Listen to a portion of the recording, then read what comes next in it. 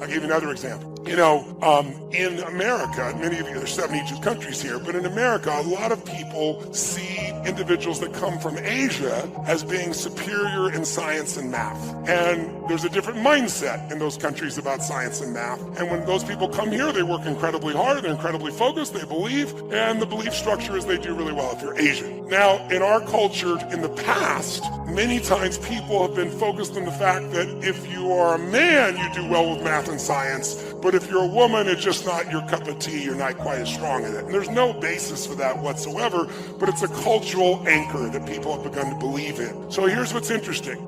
They took the math part of the SAT test, and they took a group of women at Harvard, and all they did to change the test is change the first question of the test. On half the test, they said, what's your gender? On the other half of the test, they said, what is your nationality, right? What's your ethnicity? Well, interesting. When they're asked what their sex was, and they're all women, they performed 11% lower. And if they were asked, what is your ethnicity? And they said Asian, they were 11% higher, a 22% difference between the two. And the only difference was the first question was asked. Because it primed you either for your higher level of skill based on your conditioning or a lower level of skill based on social conditioning. How many follow, right? There's a million studies like this. Another interesting one that's really simple is they did an ad where they show the IBM logo and the Apple logo. And they also did this with the commercial. I don't know if you remember the commercial Think Differently that Apple made years ago. So they had people watch the commercials. In both cases, afterwards, they were given a creativity test. The people that watched the 30-second Apple commercial versus IBM scored 20% higher consistently across the board, and all they saw was 30 seconds about thinking different. That is the power of priming. So my point is really simple. If you're going to get the results that you deserve and that you want to prime yourself for success, prime yourself for love, prime yourself for courage, rather than hope that you show up that way based on the triggers of your environment. Does this make sense? And so I prime myself every single day for a minimum of 10 minutes. It's the first thing I do in the morning. And I'd like to show you how I do it and have you do it so you can have a daily discipline. And if you do this every day, if you keep once or twice a year, get yourself to an immersion experience that makes you grow. You get yourself a coach where twice a month, 30 minutes even, you're just staying on target and measuring. And you read 30 minutes a day or hear an audio 30 minutes a day and you start with priming, then this won't be a 3, 6, 12-month thing. This will be a lifetime thing. Does that make sense? So you're not going to get a lifetime results unless you're lucky by one experience, but you can certainly have it if you use this as the blast off, and then you have a daily discipline to keep the momentum going. So how are we going to prime? Well, let me give you a story first, a simple example first with one of my boys. My second youngest son's name is Josh. I love him to death, amazing kid. And Josh came to live with me when he was 5 years old. Remember I told you I was 24, and instantly I got married to a woman who'd been married twice before with kids from 2 different husbands, and she wasn't living with her kids. And so I met her, fell in love with her, brought her into my life, and then saw how sad she was without her kids. So I brought her kids away from both the other husbands. They were happy to give them to us, and I adopted them as ours. And so I'm 24, and I got a 17-year-old son, because she was 13 years my senior, and an 11-year-old daughter, a 5-year-old, and one on the way. Well, Josh was the 5-year-old. And Josh is just such a sweet, really incredibly great kid. But one of the challenges for Josh was he was afraid to even walk down the driveway to get to the bus. I'm Mr. Fear into Power, rip shit open, and my son can't walk down to the bottom of the street. And so I had to kind of try to figure out how to deal with this, how to figure it all out, and to figure out what I was going to do to try and make this thing happen, and make it change. And so one of the things that happened was I started to realize that I needed to train his nervous system to have courage. Instead of hoping it showed up, I got to really train it. And I started doing these things with him, and I watched him before my eyes change and become more confident, became more strong. And all it was doing was getting to program his own mind, prime himself. Just really simple little things to do. And then one day, Josh came home, and he was laughing uncontrollably, and like over nothing. And then I came in the room, and there was a new friend with him. And this kid, do you know anybody that's not really funny, but they think they are? I already know something like this.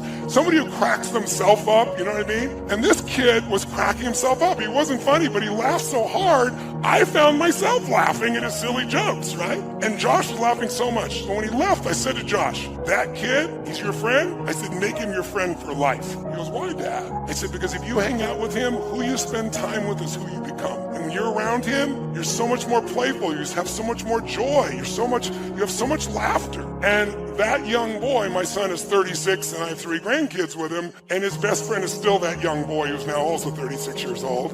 And Josh is, let's give him a hand for that. That's it. And to this day, Josh is funny as shit. When he was a little kid, like 7 or 8 years old, he stole this dirty jokes book and memorized every freaking joke in the damn thing. And he got so much reward for it, and his buddy was like that to this day, if I want to laugh, Josh is my partner in a couple of my companies, and he's not my partner. I have 4 kids. None of my others are partners with me. I love them all equally, but he shows up differently. And part of it is things that stress other people out, he breaks the pattern with his own laughter. And it's beautiful to be around him. Great time. And he primed him. So I'll give you another example of priming. When I first started my Date with Destiny seminar decades ago, I did the seminar in my own house at a place called the Del Mar Castle. And there were about, 38, 39 people at the seminar. It's a little different now, as you can see. And I was delivering like my heart and soul into this particular program.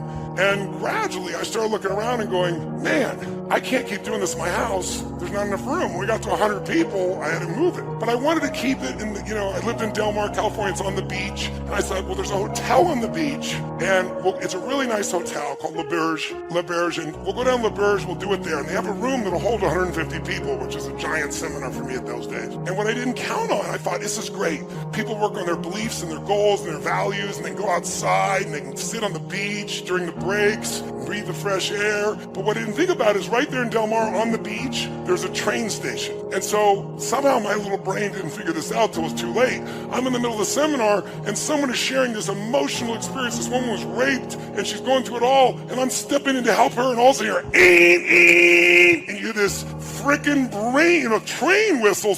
And they do it like 5 times so nobody misses the train. And so every time you start talking, you interrupt it again, and people are getting pissed off. And it was happening so often because there's so many trains that at one point I realized I know the schedule of when everybody will be pissed off. 8:30 a.m., 10:15, 11:30, 12:10. They're going to be pissed because the train's going to come. So I turned to the audience and I said, we kind of have a schedule for being pissed off right now, and I'd like us to train ourselves to feel differently. How many of you have something in your life or someone who can trigger you at times, annoy you? It could be a family member you love, but they have this little thing they do. It could be a husband or wife. It could be your kids. It could be a coworker. How many got one of these? Say, aye. I said, what if we trained ourselves so the same stimulus that was making us angry, we trained our nervous system just using basic science, neuroscience, train our nervous system so the same stimulus makes us feel great. And people looked at me like, this is bullshit. What are you talking about? I said, here's what I want to do. Since the train's going to come 12 times a day and we have 3 more days together, perhaps we should enjoy the train. How many of you, when you were a kid, when you heard a train, you wanted to see the train and maybe count the number of cars or run down and be close to it? How many were excited when you saw a train? Raise your hand, say aye. Now you're on the way to work or a meeting and a train comes and it's in your way. Frickin' train! I'll give you a clue. The train didn't change. Right? So the question is, I said, what if every time the train comes, we train ourselves to celebrate, to feel good, to enjoy? I said, so here's what I'm going to ask you to do. Every time we hear a train, I don't care if you're in the middle of the most important conversation of your life. I don't care if we're doing something what you think is so important. I don't care if you're tired. I don't care if all the books are on your chair. I want you to instantly just drop everything, and I want you to jump and start to celebrate like a little kid, like it's the greatest gift of your life. And then we're going to end with a whoa clap, and then we're going to laugh hysterically into our chair. And if you can't laugh, I want you to fake laugh into your chair. Because most of you know, if you fake laugh, what starts to happen? Real laughter comes, right? And then you wire yourself to laugh more easily. Just like with Josh, I wanted people, wouldn't it be nice to laugh easier? You didn't have to have everything be perfectly funny for you to have a good time. Because most of you, it doesn't have to be perfectly bad for you to be pissed off. So train it. So I got everybody to agree, and we did it. So every time the train came, and some people are like, oh, frickin' train, that won't work. You gotta go, it's a train. You gotta be like a little kid. And pretty soon, people look forward to the train. And by the way, would this be useful to train yourself around a person in your life or a situation, yes or no? So I don't have a train nearby, but I've imported a special train whistle, and I'm gonna ask you for the rest of today, no matter how tired we are, no matter how hardworking, no matter what we're in the middle of, if we hear that train whistle, we're gonna jump up and we're gonna celebrate like little kids, make noise, have fun. We'll clap, we'll do the whoa clap, and then we're gonna laugh hysterically into our chair and maybe point at somebody else and laugh at them while we're doing it to train our nervous system.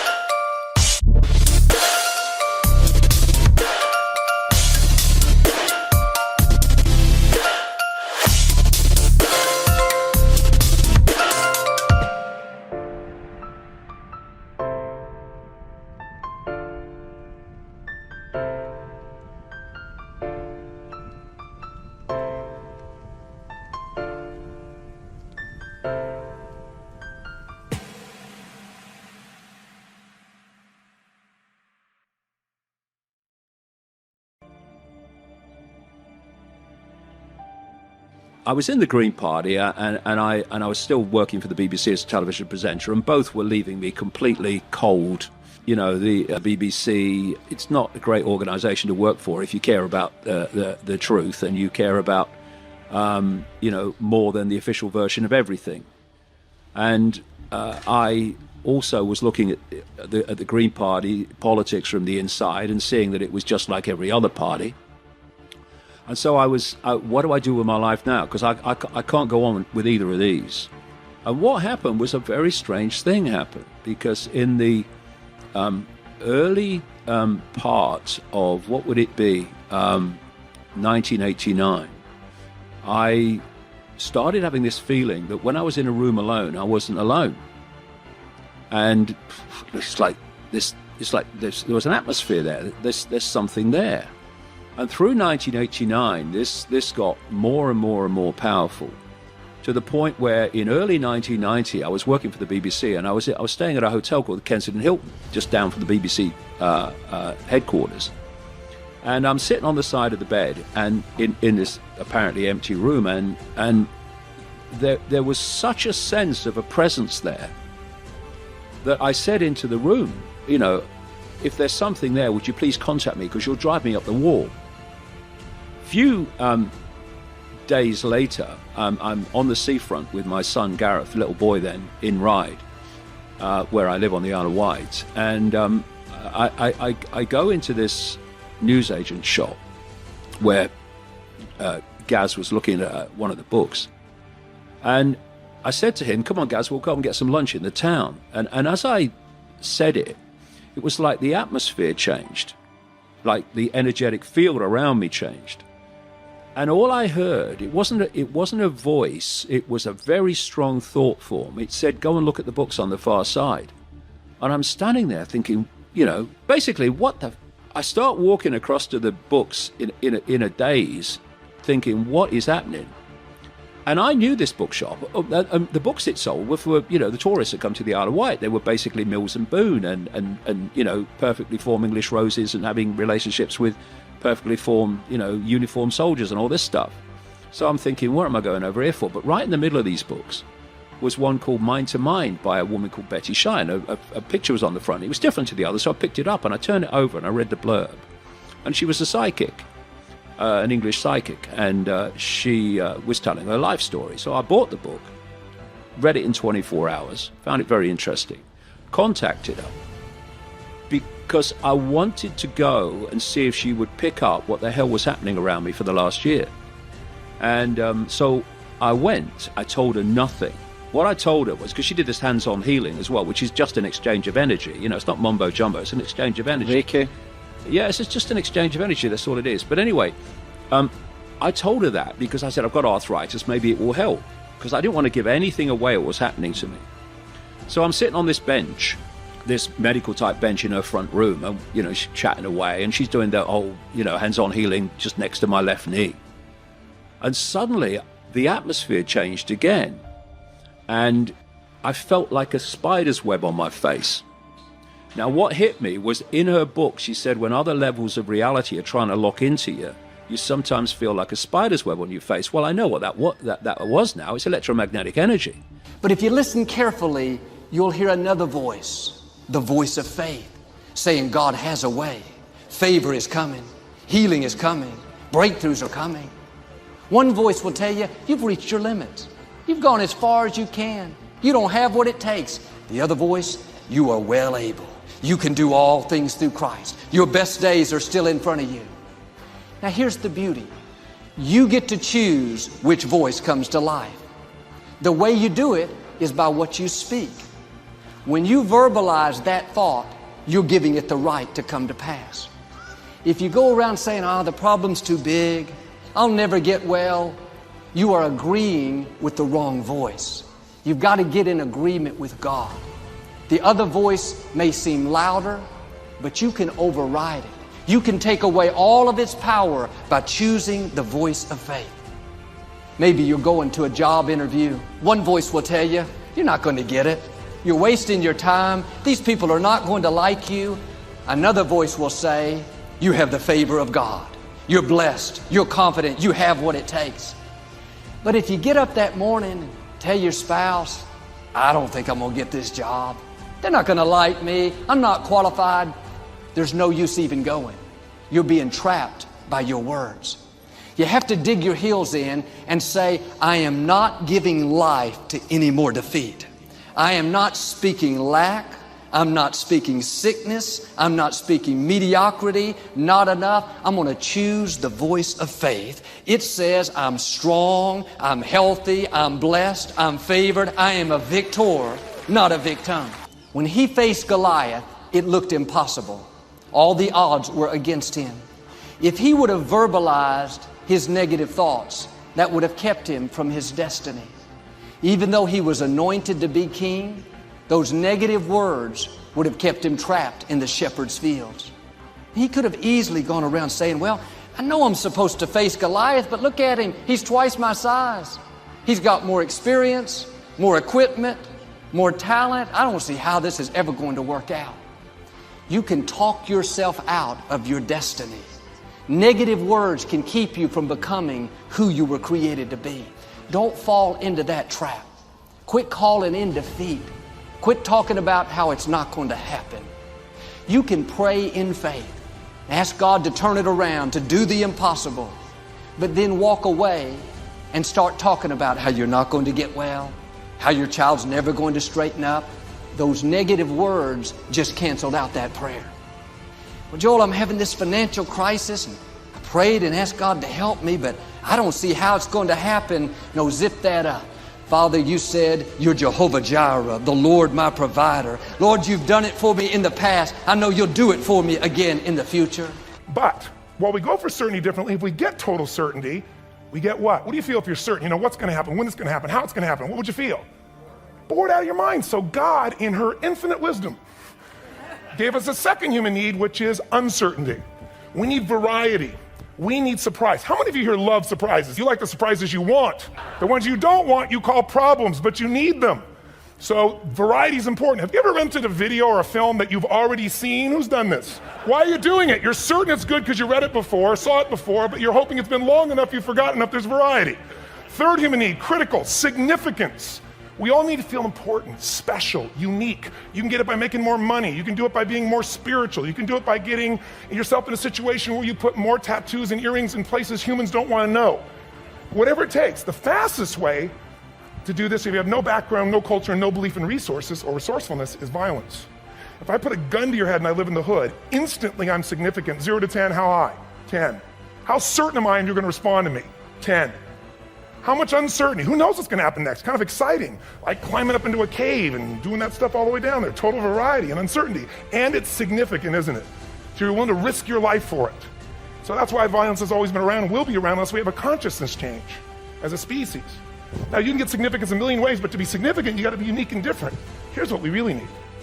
Connection and love, fourth need. We all want it. Most people settle for connection because love's too scary. Don't want to get hurt. Who here has ever been hurt in an intimate relationship? And you're going to get hurt again. Aren't you glad you came to this positive visit? But here's what's true. We need it. We can do it through intimacy, through friendship, through prayer, through walking in nature. If nothing else works for you, get a dog. Don't get a cat, get a dog. Because if you leave for 2 minutes, it's like you've been gone for 6 months when you show back up again 5 minutes later, right? Now, these first four needs, every human finds a way to meet. Even if you lie to yourself, even if you have split personalities. But the last two needs, the first four needs are called the needs of the personality, is what I call it. The last two are the needs of the spirit.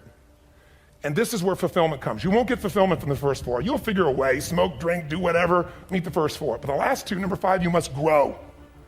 We all know the answer here. If you don't grow, you what? If a relationship's not growing, if a business is not growing, if you're not growing, it doesn't matter how much money you have, how many friends you have, how many people love you, you feel like hell. And the reason we grow, I believe, is so we have something to give of value. Because the sixth need is to contribute beyond ourselves. Because we all know, corny as it sounds, the secret to living is giving. We all know life's not about me, it's about we. This culture knows that. This room knows that. And it's exciting. When you see Nicholas up here talking about his $100 computer, the most passionate, exciting thing is here's a genius, but he's got a calling now. You can feel the difference in him, and it's beautiful. And that calling can touch other people in my own life.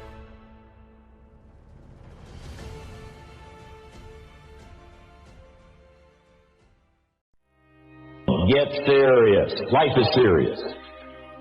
We call it life or death. When you work, work. When you play, play. Don't mix the two. Hey, now here's one of the most important ones. Don't play at work. Work is too serious. Yes, there's time for some pleasant stories. Yes, there's time for a little humor. Yes, best if it's a happy office, of course. But I'm telling you, you got to be serious about work, because you're parting with a piece of your life for the work you do. Your work costs you a piece of your life. Here's what it's called. Serious business. Not grim, not unhappy, but serious. Do that thing that you don't know if you can do. Stop being afraid of hard work. That's the thing that's going to really determine success or failure. One is your desire to actually do it. And then 2, the commitment that it will take to achieve it. Stop being scared. Go and do it. Not only do you want to stop being scared and do that thing that you don't know if you can do or not, but you know what you got to do is you got to start taking the steps now. Because when you're 18 years old, your life seems like it's going to last forever. And I will tell you right now, it's not going to last forever. And those years go by like a summer's day. And the next thing you know, you look up and you're 36 years old, or you're 44 years old. And that time's gone. You cannot get it back. You cannot get time back. So those dreams that you have, those goals that you have, don't put them off another second. Not one second. Get on them and go out. Listen to me very carefully. You deserve to see what your life would look like if you gave 120%. Are you hearing what I'm telling you, baby? Listen to me very closely, right? You got to get this. You deserve, right? You've been living 70%, 80%. We've been talking about it. And you're looking at the results, the outcome, right? You reap what you sow. You're looking at the outcome of somebody giving 70%. Like everything you have, everything you are, everything you're doing, like it's 78. And what I need you to do is I need you to look at yourself in the mirror and say, come on, quit, stop playing. I deserve to see what my life would look like If I gave 120%, I'm challenging you. If you, listen to me, if you ain't brave enough to challenge yourself, if you ain't courageous enough to challenge yourself, I'm challenging you. I'm challenging you to get from where you are. I'm challenging you to stop settling. I'm challenging you. I'm challenging you. I'm challenging you to stop accepting the life that was given to you. You heard what I said. Do it right or don't do it. Stop half doing stuff. Stop putting forth 50% effort, 60%. Look, stop. Do it right or just don't do it at all. Are you hearing me? Do it right. No excuses. I don't want to hear it. I don't want to hear good excuses, good reasons, what happened, why you couldn't do it. I don't want to hear it. Everybody got an excuse. I don't want to hear it. I don't want to hear anything about this happening. The weather wasn't right, and get the finances, and this didn't come through when it was supposed to. Well, that person didn't. No. We were put here to bear some fruit. No. Much fruit. To be productive, to make an impact, to create a presence. That's why we're here. To work. To leave our mark. And so do an evaluation of yourself. Ask yourself, you look at 24 hours, how much time do you spend developing your mind? Your gift will make room for you. Now, what is your gift? It's the thing that you do the absolute best with the least amount of effort. That's your gift. Quit running away from the gift. Your gift will make room for you. Stop trying to be something you ain't gifted at. You're wasting your time pursuing your passion. The Bible does not mention passion. It mentions your gift. What are you gifted at, and do that? Stop tripping. So I say that your life is worth finding what it is that you're supposed to do. And I'm not saying quit your job. I'm saying find it and do just a little bit of it. When I wanted to become involved in speaking, I started just learning quotes, listening to other people's tapes, going to seminars, going to workshops, asking other people to help me. Just start working at it just a little bit, but do find out what your work is and hold on to it, and don't let your dream go. Don't let it go. See, and here's something else I want you to begin to look at. Why is it that most people don't pursue their dreams or don't do better than what they're doing if they're capable of doing it? I think that many of us don't go the next step because we don't know what to do yet. And I say that the reason that we don't even explore the possibility of what to do is because subconsciously we don't believe that it can happen for us, and we don't believe that we deserve it. So here's what I'm suggesting. How much time do you spend working on you? How much time do you spend every day working on your dream? In the last 90 days, how many books have you read? In the last year, what new skill or knowledge have you acquired? What kind of investment have you made in you? So I'm saying that as you begin to look at where you want to go, if you want to make it today, and things are changing so fast, you have to literally run to stand still. I'm saying that you've got to make some conscious effort to begin to work to develop you. Here's something else. I'm asking you to be in charge. Be in charge of your own mind. Be in charge of your own destiny. Do battle with your enemy in the summertime. And I want you to take on that serious tone. You've got some serious products that answer a serious need out there in the marketplace. And I'm asking you to take it serious. Take your own future serious. What you can do for your family, take it serious. Winters of your life. Social winters. Political winters that we're going through around the world. Okay. Economic winters that a lot of people are experiencing these days. Personal winters when your heart is smashed in 1,000 pieces and the nights are unusually long. It is simply called winter time. But here's what you've got to do in your own personal development, your own personal growth, and that is just get better at handling the winters. You can't change the winter. You can't change the seasons, but you can change yourself. You say, well, what can I do about the upcoming winters of my life? The challenges that I know I'm going to face. Here's what you can do. You can get wiser and stronger and better. Just make a list of that trio of words. Your future is in your hands. You know what that means? You got to work on your mind. Fortify yourself. You know what that means? You got to upgrade, level up your skill set. You know what that means? That means you want to be in a community of collaborative, achievement-driven, supportive relationships that's going in your direction. And anybody that don't have the mindset that you have, let them go. But keep in mind, greatness comes a lot more work. That means you got to work even harder for you to excel yourself to the next level and beyond. You can't limit yourself, because limitations are only going to set you back. It's not going to help you to move forward. A lot of times people tend to get very comfortable with themselves, and they're always celebrating the same victories over and over and over again. But the moment they get uncomfortable or they find themselves in a new environment, they either freeze up or they go back.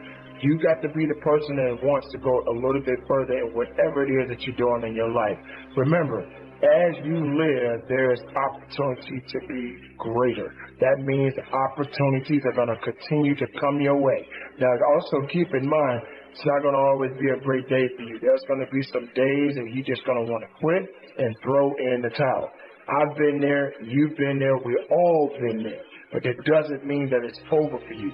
You have got to continue to work diligently on your craft, on you, on who you are, what you are, and ultimately what you want to be in life. Success does not come easy. Success is not going to wait for you.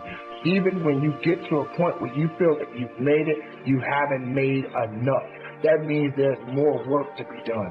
Each and every day of your life, keep working to be something great, to be something unique, to show up and to show the world that you have much more to show of yourselves and to show to other people in the world. There are a lot of people out here who don't want to work. There are a lot of people out here who don't want to achieve things. There are a lot of people out here that will make every excuse in the book to try to blame their excuses on someone else. Don't be that person. Don't be the person that's holding yourself back. Be the person that's lifting yourself up. Even when others don't believe in you, make sure you're believing in yourself. Believe in your purpose. Believe in your possibilities. Believe in everything that exists within you. And don't let anyone take that away from you. Fight for what you believe in.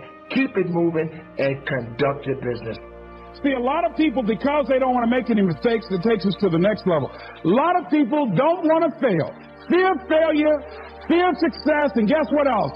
Fear of the unknown. You got to learn to let the past go so you can grow. Many people never act on their dreams because they allow their past experiences to determine what their possibilities are. Whatever you've done in the past, that's not a reflection of your possibilities. That's just a reflection of your consciousness. That's just a reflection of your development and your growth. The future is unfolding for you right now. The future is unlimited for you right now. No one knows where you can go. No one knows what you're capable of or what's possible for you. You don't even know that. I had no idea, ladies and gentlemen. No one could have convinced me that I was able to do this. I'll never forget, I was speaking in Detroit, and a high school friend of mine saw me afterwards, and he was backstage. He said, "I can't believe it's the same person." And I thought for a moment, and I said, "It's not. The person you know, he's gone. He doesn't live here anymore." We have the power to change our personal history, changing the direction of our lives, changing our thoughts, changing where we want to go, exploring new horizons. So as you begin to look at this decade and affirming that this is your decade, as you set goals that will make you stretch, that will bring out the best in you, as you begin to remove the negative, toxic people from your life, as you decide to take some chances in life, and that's one of the things that's very important. This God said, if you're not willing to risk, you cannot grow. And if you cannot grow, you cannot become your best. And if you cannot become your best, you cannot be happy. And if you can't be happy, then what else is there? I'll never forget when I reached my first major goal. of buying my mother that home. I never forget what it was like, and you're going to have this experience when you reach some major goal. When I drove up to the house and I got out and I gave Mama the key, and I said, Mama, this is for you. I'll never forget the look on her face. She said, oh my God. No one could have convinced me when I adopted y'all that this would happen. She said, thank you. She said, and you. You caused me so many damn problems.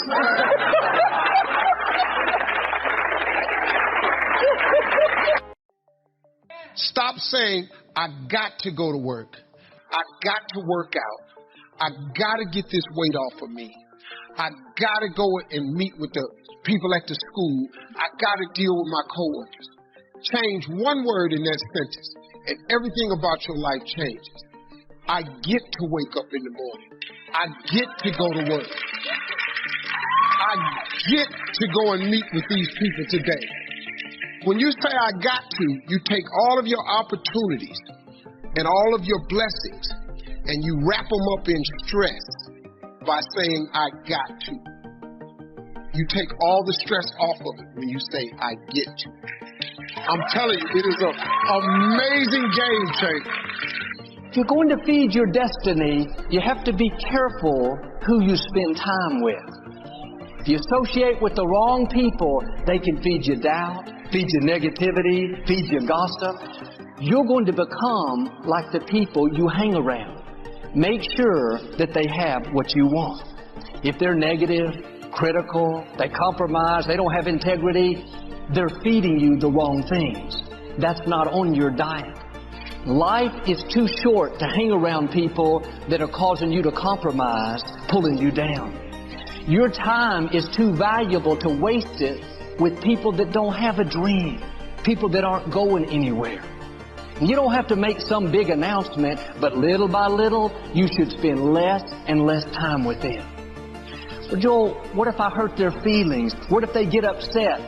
What if you miss your destiny? What if they're keeping you from going to the next level? When you come to the end of life, you won't stand before people. You will stand before God. He has entrusted you with a gift. You have an assignment. There's something for you to accomplish. You have a responsibility to become who God's created you to be. You have to take bold steps to protect what you're feeding. Those coworkers that are negative and critical, instead of going to lunch with them every day, the right attitude is, I love you, but I'm not going to hang around you because you're feeding me doubt, feeding me negativity, feeding me gossip, and that's not on my diet. Sometimes we don't want to rock the boat. We think if we make changes, we won't have any friends. The truth is, you may be lonely for a season, but God will give you new friends, better friends, people that will push you up and not pull you down. But if you don't get rid of the wrong people, you will never meet the right people. You should surround yourself with people that inspire you, people that challenge you, people that make you better. The book of Deuteronomy, before the Israelites went to battle, God said to the leaders, ask if anyone is afraid. If so, let them go home so they don't frighten everyone else. God knew the fear would spread and keep them from the victory. The people around you are contagious. What they have, over time, you're going to catch. That's why the scripture says, don't hang around with angry, hot-tempered people, or you will become angry and hot-tempered. Spirits are transferable. Proverbs says, when you walk with wise men, you will become wise. Notice it works in the positive and in the negative.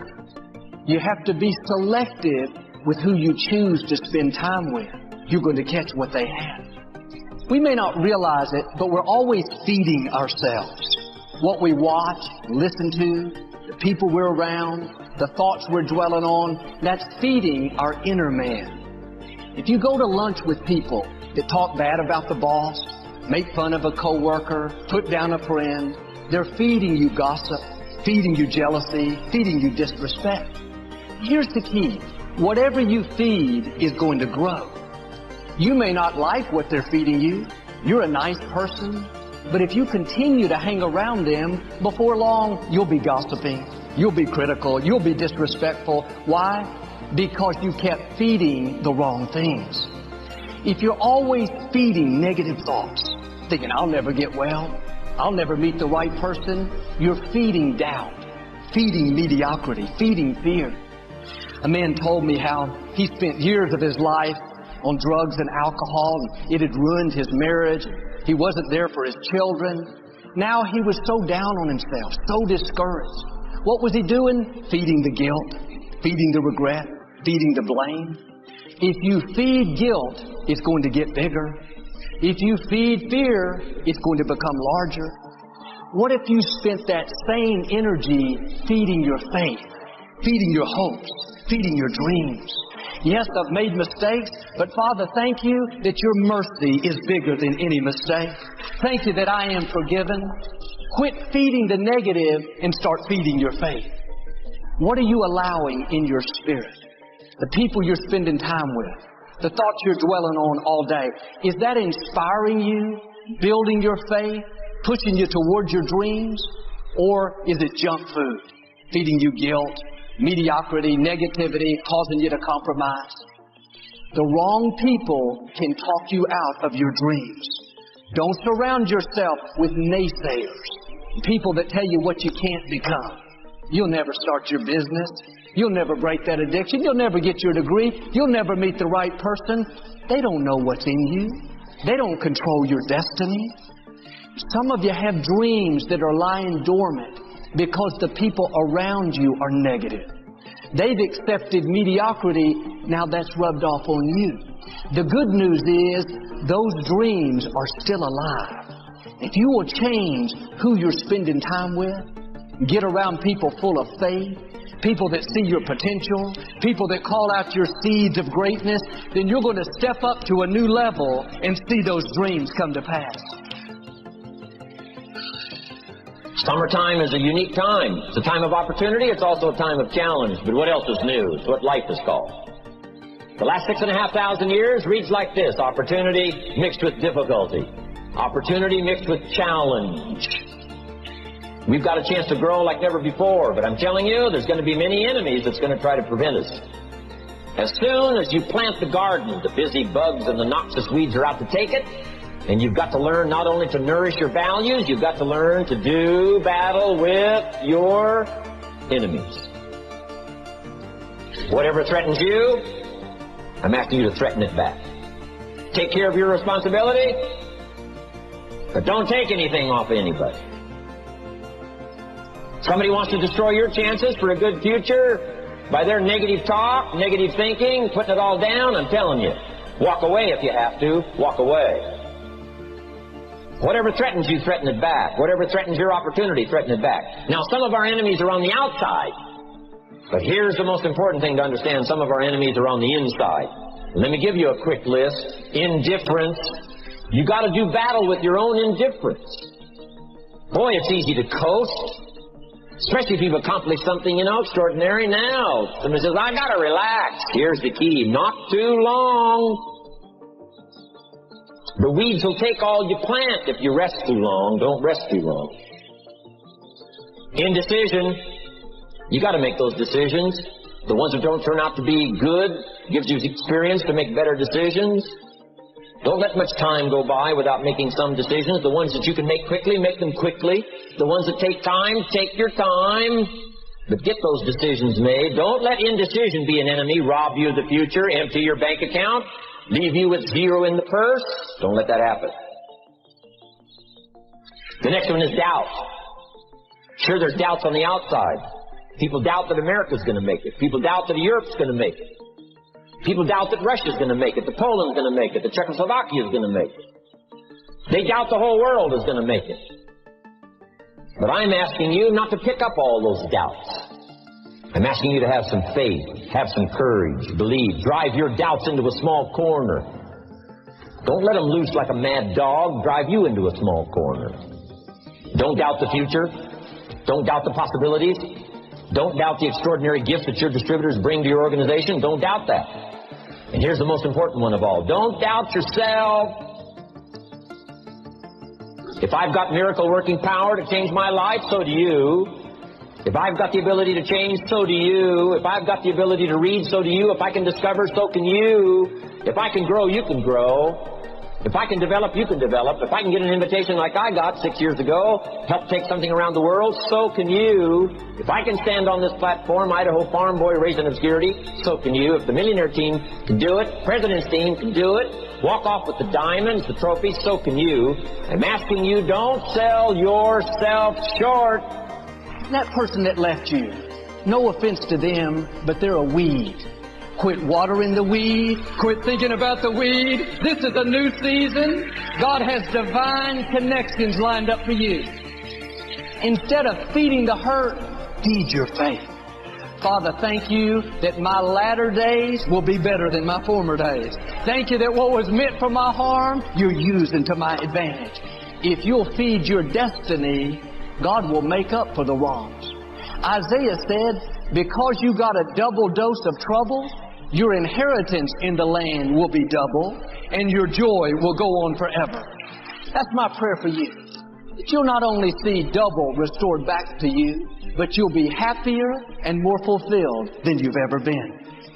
In Acts chapter 1, the apostles came together to choose a replacement for Judas, who had betrayed Jesus. It came down to two men, Matthias and Barsabbas. The apostles prayed, asked for wisdom. They finally chose Matthias. But imagine how Barsabbas must have felt. This was an incredible opportunity. The 12 apostles would have their names written on the foundation of the New Jerusalem. They would forever be esteemed and respected. Barsabbas got so close, he almost became one of the honored apostles. He could have gotten discouraged, bitter, dropped out. But instead of feeding his history, instead of dwelling on what didn't work out, he let it go and kept feeding his destiny. In Acts chapter 2, it says, they were all together in one accord, in one place. That means he wasn't there with a bad attitude. He didn't have a chip on his shoulder. He kept moving forward. When you go through a disappointment, something doesn't work out, do like him. Don't feed the negative. Don't sit around thinking, oh man, I missed my big opportunity. God knows what He's doing. Sometimes He will close doors that we think should be open. Maybe you didn't get the promotion that you worked so hard for. You didn't qualify for that loan, for the new house. The relationship didn't work out. That's in the past. God put a period. That's history. Now keep moving forward. Keep feeding your faith, feeding your dreams. At the right time, God will open a better door for you. It's time to break out of that box. Don't let the limitations of those around you hold you down. You were made for more. You have new levels in you.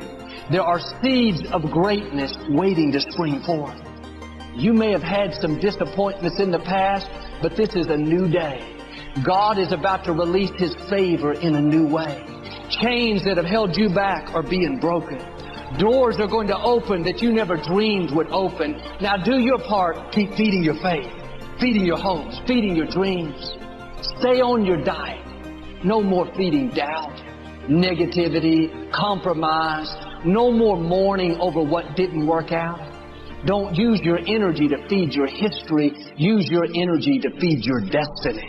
If you'll do this, I believe and declare, you're about to come in to Jesse's house. You're about to see new levels, new opportunities, new relationships, the fullness of your destiny in Jesus' name.